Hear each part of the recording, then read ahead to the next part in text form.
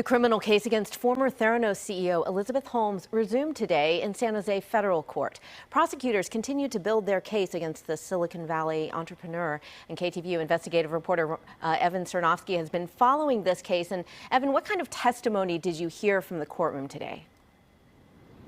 That's right, Jana. The former lab director for Theranos spent the entire day on the witness stand documenting numerous failures within the testing lab. He even went so far as to say that he went to Elizabeth Holmes personally and urged her to delay Theranos' launch. Elizabeth Holmes entered court Friday ahead of damaging testimony from her former lab director. Dr. Adam Rosendorf described breakdown after breakdown with Theranos' blood testing machines. Dr. Rosendorf, any comment on today's testimony?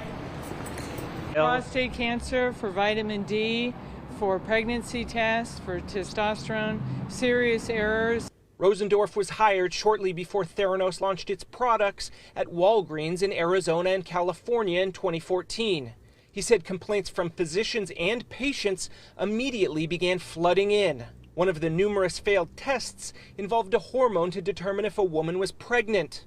He said, quote, "I was often called upon to try to come up with reasons other than test performance that would account for an anomalous result." If the defense's theory is that this is just a failed company, then he gave plenty of evidence to say that they made a lot of failures. Michelle Hagan is a Bay Area legal analyst and former prosecutor. She sat in on Friday's testimony. There was a multitude of emails that went back and forth where she was put on notice that they had problems with accuracy and reliability, and if she went on to represent otherwise, that's where she's going to get hit for fraud. Rosendorf said quality control tests on Theranos' Edison machines were so flawed he doubted all test results. And before Theranos launched in September 2014, Rosendorf said he even met with Holmes to voice his concerns. He testified she was very nervous. She was not her usually composed self. Her knee was trembling. She was clearly upset.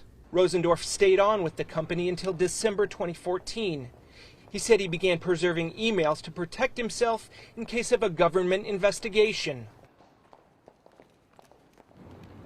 Now, Rosendorf will resume his testimony next week when he will face cross-examination from the defense. Reporting live at the federal courthouse in San Jose, Evan Sernoffsky, KTVU FOX 2 News. That should be really fascinating testimony there, Evan, especially with such a key witness. Thank you so much for staying on top of that and bringing us the update from the courts.